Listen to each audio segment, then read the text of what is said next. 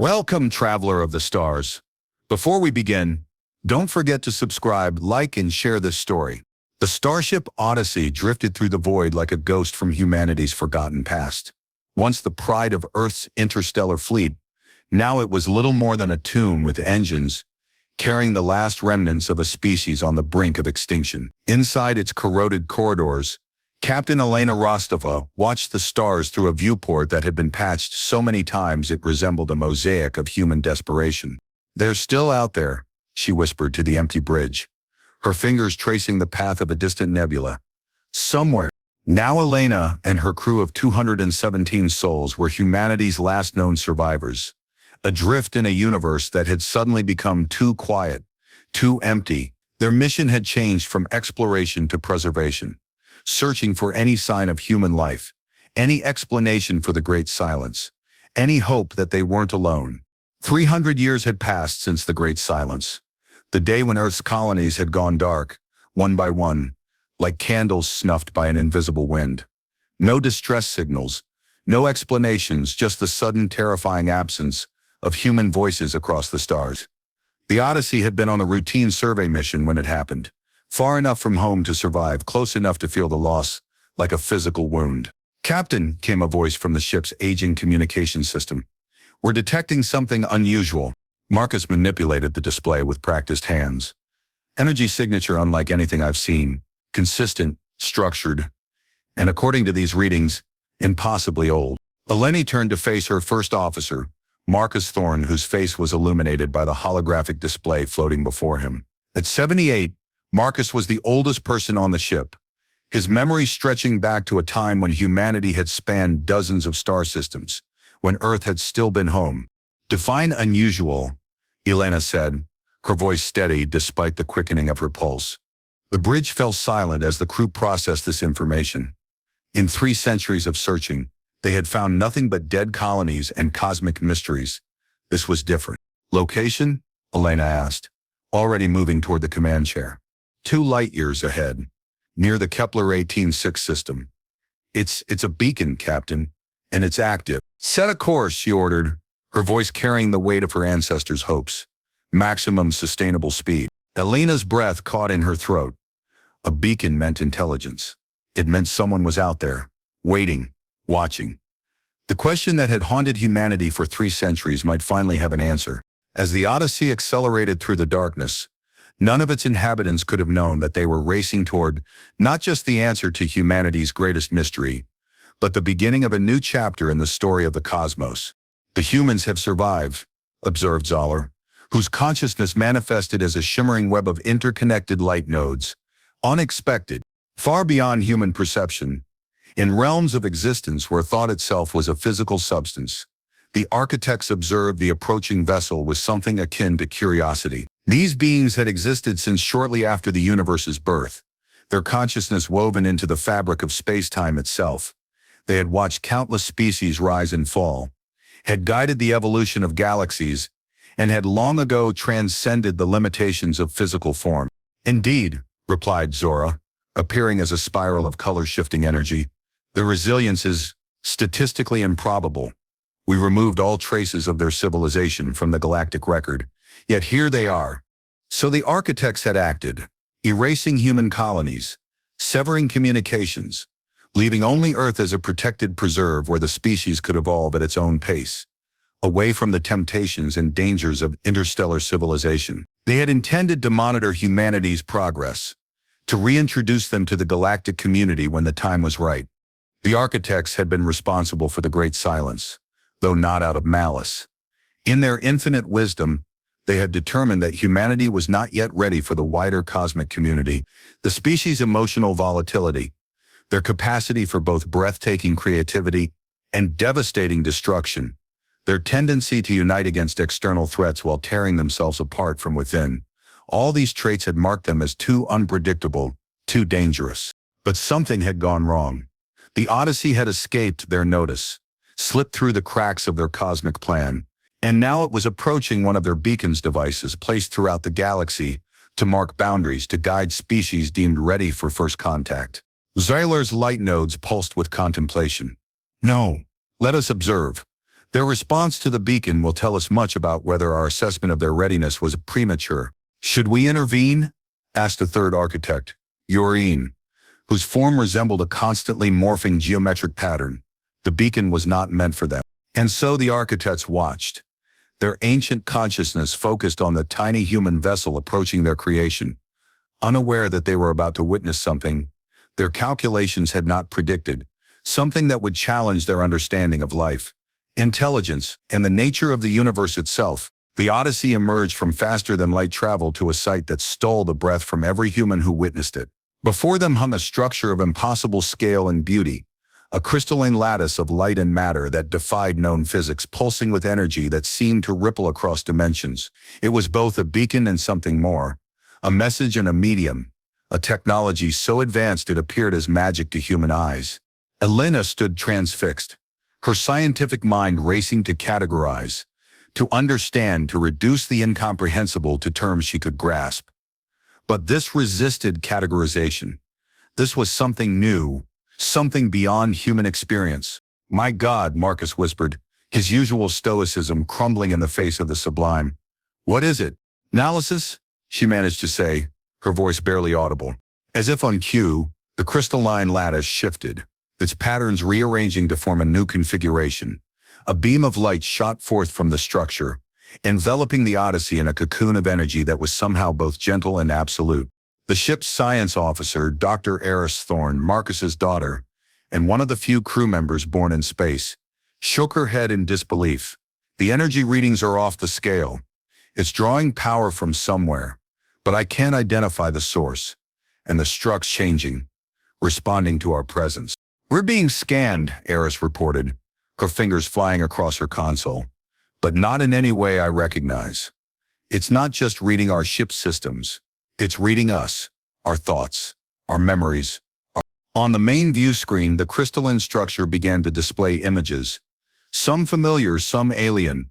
There were star systems no human had ever seen, creatures that defied biological classification, civilizations that had risen and fallen while humanity was still learning to control fire, and then images of Earth, of cities that no longer existed, of people long dead, of a history that had been erased. Eris trailed off, her eyes widening as understanding dawned. It's communicating, not with words, but with concepts, images, feelings. As the Odyssey crew watched, transfixed, the architects observed their reaction with growing interest. They had expected panic, confusion, perhaps anger. Instead, they saw something else, something that hadn't appeared in their calculation. The great silence, Elena breathed, her heart pounding with a mixture of fear and revelation. They're showing us what happened. They're not afraid, Zora observed, surprised. They're listening, learning. We're here, she thought, focusing her intention, her will, her very humanity into a single concept. We're here, and we want to understand. On the bridge of the Odyssey, Elena Rostova made a decision that would change the course of human history. Ignoring protocol, ignoring the warnings of her more cautious crew members, she opened a channel to the beacon, not with technology, but with something more fundamental. Look at their brain activity. Urine added, analyzing the data streaming from the beacon. It's not just comprehension, it's synthesis. They're connecting what we're showing them to their own experiences, finding patterns we hadn't considered. The beacon responded, its light intensifying, its patterns shifting to accommodate this unexpected development. The communication that followed was unlike any in cosmic history, a dialogue not of words or mathematics, but of pure consciousness, of shared experience, of mutual discovery. For hours, the humans and the architects communed, separated by dimensions but united by curiosity. The humans learned about the wider universe, about the community of civilizations that had existed for eons, about the reasons for their isolation. The architects learned about humanity, about their capacity for hope in the face of extinction, about their ability to find meaning in suffering, about their relentless drive to understand, to connect, to become more than they were. They're different from what we believed, Zilar observed, its light nodes pulsing with something that, in a lesser being, might have been called humility. Their emotional volatility, which we saw as a weakness, is actually a source of creativity. Their tendency toward conflict, which we viewed as destructive, is also what drives them to overcome limitations. Their individuality, which we thought would prevent unity, allows for perspectives we had never considered. The Great Silence was a mistake. Zora concluded, an error in judgment born of our own limitations. We must make it right. But even as the architects reached this conclusion, something else was happening. Something they had not anticipated, could not have predicted. The communication between the humans and the beacon was creating something new, a resonance that was rippling across dimensions, drawing attention from beyond the known universe. The other architects agreed, their ancient consciousness expanding to accommodate this new understanding. Humanity was not the dangerous, unpredictable species they had isolated. They were something else entirely, something the universe needed, even if it didn't know it. And in the darkness between galaxies, something ancient and terrible began to stir, drawn by the light of human consciousness meeting cosmic intelligence. The first sign of trouble came not as a warning but as a silence, a sudden, chilling absence of the beacon's presence. One moment the Odyssey was bathed in its crystalline light, immersed in a dialogue that transcended language. The next it was alone again in the void, the beacon gone as if it had never existed. What happened? Elena demanded, her hand instinctively going to the console that had become her anchor in the cosmic storm. Eris, report. On the view screen, space itself seemed to be twisting, distorting as if under immense pressure. Stars bent, their light curving around an invisible mass that was approaching with impossible speed. Dr. Thorne's fingers flew across her console, her face pale in the emergency lighting. The beacon just vanished. Not destroyed, not deactivated, gone. And there's something else, Captain. Something coming. Analysis, Elena ordered, her voice steady despite the cold dread creeping up her spine. It's drawn to their consciousness, Yoren observed, its geometric pattern flickering with urgency. Their emotional intensity, their capacity for hope and despair. It's like a beacon to the void. The architects watched with alarm, their ancient consciousness recognizing what the humans could not yet comprehend. The void, ancient enemy of all that existed, the antithesis of creation and consciousness, had been drawn to their communication with humanity. For eons, the architects had contained the void, keeping it at bay with barriers of thought and reality. But the resonance created by human-architect communication had weakened those barriers, allowing the void to breach their defenses. It's not a ship, not in any conventional sense, Eris said, her confusion evident. It's more like a hole in reality, a tear in the fabric of space-time, and it's headed directly for us. We must protect them, Zadira declared. If the void consumes humanity, it will grow stronger, more dangerous. All that we have built will be threatened. But even as the architects prepared to intervene, they found their power diminished, their connection to physical reality weakened by the void's approach. They had become too dependent on their technological superiority, too confident in their ability to control cosmic forces. Now, as the universe's oldest enemy approached, they discovered their own vulnerability. On the bridge of the Odyssey, Elena Rostova faced a choice that would define not just her own fate, but that of her species. She could run, try to escape the approaching anomaly, though every instinct told her it would be futile. She could prepare for battle, though what weapons could a ship like the Odyssey bring against a tear in reality itself? Or she could do something else, something that the architects in all their wisdom would never consider. Marcus, she said, turning to her first officer, do you remember what you told me when we first left Earth, about why we explore? Marcus nodded, his weathered face showing a flicker of understanding. Because we're human. Because it's what we do. Elena smiled, expression that held both terror and exhilaration. We're going to introduce ourselves. Exactly, Elena said, a decision forming in her mind, crazy and desperate and utterly human. Eris, can you boost our communication signal? Not just to the beacon, but to everything out there that might be listening. Eris looked confused, but nodded. I try, Captain. But what are we going to say? The architects watched, amazed and humbled, as the tiny human vessel prepared to confront an enemy that had terrified civilizations far more advanced than humanity could imagine. They had isolated humans to protect the galaxy from their unpredictability, their emotional volatility, their tendency to act against logic and reason. Now, as the void approached, they realized that those very traits, those human qualities they had feared and sought to contain, might be the universe's only hope. As the Odyssey turned to face the approaching void, As reality itself began to fray at the edges, Elena Rostova and her crew prepared to do what humans had always done in the face of the impossible. Refuse to accept it, fight back with the only weapons they had: hope, creativity, and the stubborn, irrational belief that tomorrow could be better than today. The Odyssey hung in space like a challenge to entropy itself, its patched hull and aging systems a testament to human perseverance. Before it, the void expanded, a darkness so absolute it seemed to absorb not just light, but hope itself. Reality warped around its edges, the laws of physics bending and breaking in its presence. Elena Rostova stood at the center of the bridge, her figure silhouetted against the viewscreen's display of cosmic terror. "We're telling our story, Aris. We're telling them who we are." "Signal boosted, Captain," Aris reported, her hand steady on her console, despite the tremor in her voice. "We're broadcasting on all frequencies, using all the power we can spare." "But what exactly are we saying?" The message that emanated from the Odyssey was not a warning or a plea for help. It was something else entirely, a broadcast of human experience, of consciousness itself, through the ship's communication systems amplified by technologies both human and borrowed. The crew poured forth everything that made them human: memories of Earth, of family, of love and loss, the joy of discovery, the thrill of creation, the pain of separation, music and mathematics, art and science, laughter and tears.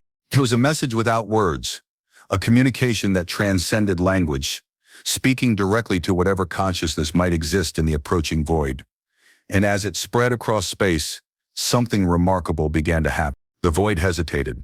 For the first time in its existence, the absolute nothingness that sought to consume all reality encountered something it could not immediately comprehend or absorb. Human consciousness, with its contradictions, its capacity for both creation and destruction, its blend of logic and emotion, was unlike anything the void had encountered before. The architects watched in awe as the darkness at the edge of reality seemed to shimmer, as if uncertain how to respond to this unexpected development. "It's working," Zora observed, its spiral form pulsing with cautious optimism. "Their consciousness is creating a resonance the void cannot easily penetrate." "But it's not enough," Yura countered, its geometric patterns shifting with concern. "The void is adapting, learning how to absorb their broadcast. We need something more." On the bridge of the Odyssey, Elena felt the change in the cosmic atmosphere. The initial hesitation of the void was giving way to renewed determination, its darkness pressing closer, more insistent than before. "We need to escalate," she said, her mind racing. "Marcus, what's the most human thing you can think of? The thing that defines us more than anything else?" Marcus considered this for a moment, his gaze distant. "Hope," he said finally. "The irrational, unfounded belief that things can get better, even when all evidence points to the contrary. The willingness to sacrifice for a future we might not see." Elena nodded, a plan forming in her mind. Dangerous, desperate, and utterly human. "Aris, can we boost the signal further? Divert all non-essential power to the broadcast?" Aris's eyes widened. "Captain, that would mean life support, shields, even partial engine control. We'd be vulnerable to anything." "We're already vulnerable," Elena replied, her voice steady. "The question is what we do with that vulnerability. Do we hide from it, or do we use it?" The decision was made. Power was diverted. Systems were shut down, and the Odyssey became little more than a broadcasting platform, adrift in space with its shields down and its future uncertain. But as the signal strengthened, as the message of human hope and resilience intensified, something extraordinary began to happen. Across the ship, crew members began to contribute their own consciousness to the broadcast. Memories, emotions, dreams, fears. It was as if the entire ship had become a single entity, unified in purpose, pouring forth the essence of humanity into the cosmos. The architects watched, humbled and inspired, as the humans did what no species had done before, faced the void not with weapons or defenses, but with the naked vulnerability of their own consciousness. "They're not just broadcasting," Zela realized, its light nodes pulsing with dawning understanding. "They're inviting the void to know them, to understand them, to join with them rather than consume them. It's a strategy we would never have considered," Sora added. "Too risky, too illogical. And yet it was working." The void, which had existed since the beginning of time as the antithesis of existence, was encountering something new, a consciousness that did not fear non-existence, that had been shaped by the awareness of mortality, that found meaning in the very fragility of existence. The darkness began to change, its absolute nothingness taking on hints of color, of texture, of something approaching curiosity. The void was not just absorbing human consciousness, it was being changed by it, transformed by contact with a species that had learned to find beauty in impermanence, meaning in struggle, hope in the face of overwhelming odds. But the transformation was not one-sided. As the void reached out to touch the Odyssey, as it began to understand the essence of human consciousness, the humans themselves began to change, to see reality through new eyes, to comprehend cosmic truths that had been beyond their grasp. Elena Rostova felt it first, an expansion of awareness, a sense of connection to something vast and ancient.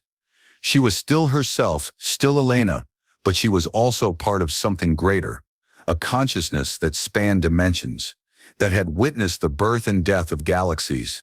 The universe, she whispered, understanding dawning. It's not just space and matter, it's a story, and we're part of it. Around her, the crew experienced similar revelations, their individual consciousness merging into a collective awareness that retained their uniqueness while transcending their limitations. They were human, and they were something more, the bridge between existence and non-existence, between creation and destruction, between what is and what might be. The architects observed this transformation with a mixture of awe and concern. The humans were succeeding where they had failed, finding a way to communicate with the void, to offer it an alternative to endless consumption. But in doing so, the humans were changing, evolving into something new, something beyond the architect's ability to predict or control. They're becoming the balance, Zular realized, its light nodes pulsing with understanding. The bridge between existence and non-existence, the consciousness that can hold both creation and destruction in perfect equilibrium. Is that safe? Zora asked, for the first time in millennia, experiencing something akin to fear. For them? For us? For the universe? Yorn's geometric pattern shifted contemplatively. Safety has never been the defining characteristic of cosmic evolution. Change, risk, transformation. These are the forces that drive the universe forward. The humans have always understood this, even when we did not. As the void and human consciousness merged, as the Odyssey became the focal point of a transformation that would ripple across the cosmos, the architects made a decision, one that would redefine their relationship with humanity and their role in the universe. We will not interfere, Sisler declared. Speaking for all three, we will observe, we will learn, and when the time is right, we will offer our knowledge, our experience, our support. But we will not control, we will not direct, we will not limit. The humans have shown us a better way. And so the universe watched as humanity, tiny, fragile, mortal humanity, stood at the edge of the void and did not flinch. Instead, they reached out not with weapons or defenses, but with open consciousness, with the willingness to understand, to connect, to transform both themselves and the reality they inhabited. It was a moment that would be remembered for eons, the turning point when the universe learned that existence was not about the triumph of light over darkness, or creation over destruction, but about the beautiful, dangerous, transformative dance between them all. The transformation, when it came, was not an ending, but a beginning, a rebirth of consciousness that rippled across dimensions. The Odyssey remained, but it was no longer just a ship. It was a nexus, a meeting point between existence and non-existence, between what is and what might be. Elena Rostova stood on the bridge. Her awareness expanded to encompass cosmic truths that had been beyond human comprehension. She could feel the ebb and flow of galaxies, the birth and death of stars, the intricate dance of creation and destruction that sustained the universe. And she could feel the void, no longer an enemy to be feared or fought, but a partner in the cosmic dance, the darkness that gave light its meaning. We did it, Marcus said, his voice filled with wonder as he too experienced the expanded awareness. We actually did it. Eris laughed, a sound that was both human and something more. Did what? Survived? Communicated? Changed the fundamental nature of reality? All of that, Elena replied, her smile holding both the wisdom of the cosmos and the irreverence of humanity. And more. We've shown the universe that there's another way to exist, not as a battle between opposing forces, but as a collaboration, a synthesis, a dance. The Odyssey had become a beacon, but not in the way the architects had intended. It was not a marker of boundaries or a guide for species deemed ready for first contact. It was a living example of what consciousness could achieve when it embraced contradiction, when it accepted both light and darkness, creation and destruction, as essential components of existence. The void, transformed by its contact with human consciousness, had become something new, a reservoir of potential, a source of transformation rather than destruction. It remained the opposite of existence, but now it was a complementary opposite, a necessary counterpart that gave meaning to creation. The architects, watching from their dimensional realm, understood that they had been both right and wrong about humanity, the species' emotional volatility, their unpredictability, their tendency to act against logic and reason. These were indeed dangerous traits, but they were also the source of humanity's greatest strength, the ability to adapt, to evolve, to find new ways of being when old ways proved insufficient. We misjudged them, Seiler acknowledged, its light nodes pulsing with humility. We saw their potential for destruction and failed to appreciate their capacity for creation. We feared their unpredictability and overlooked their adaptability. They are not ready to join the galactic community as it exists, Zora added. They are ready to transform it, to help it evolve into something new. Verage and geometric patterns shifted in agreement. The universe has been stagnant for too long, trapped in the dichotomy of existence and non-existence, creation and destruction. The humans have shown us a third way, a synthesis that transcends and includes both. As the Odyssey drifted through space, no longer just a human vessel but a bridge between realities, its crew began to consider their next steps. They were still human, still mortal, still driven by the hopes and fears that had defined their species from its beginning. But they were also something more, ambassadors of a new form of consciousness, pioneers of a cosmic synthesis that could transform the universe. We need to go back, Elena said, her voice carrying the weight of cosmic responsibility, not just to Earth, but to all the places humanity once called home. We need to share what we've learned, not just with other humans, but with any species willing to listen. Marcus nodded, his understanding expanded but his essential humanity intact. The great silence needs to end, but not by simply restoring what was lost.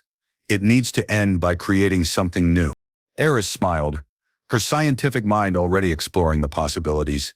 A network of consciousness, connecting species across the galaxy. Not just communication, but true communion, sharing experiences, perspectives, ways of being.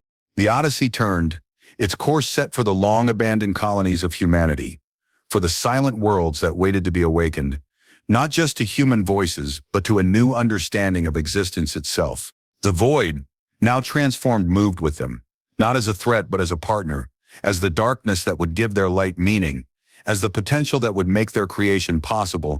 The architects watched them go, their ancient consciousness expanded by what they had witnessed. They had sought to protect the universe from humanity's unpredictability, from their emotional volatility, from their tendency to challenge cosmic order. Now they understood that these very traits were what the universe needed, what it had always needed to evolve, to transform, to become more than it was. Humanity will change everything, Solar observed, its light nodes pulsing with anticipation. Good, Zora replied, its spiral form shimmering with something that, in a lesser being, might have been called excitement. It's time.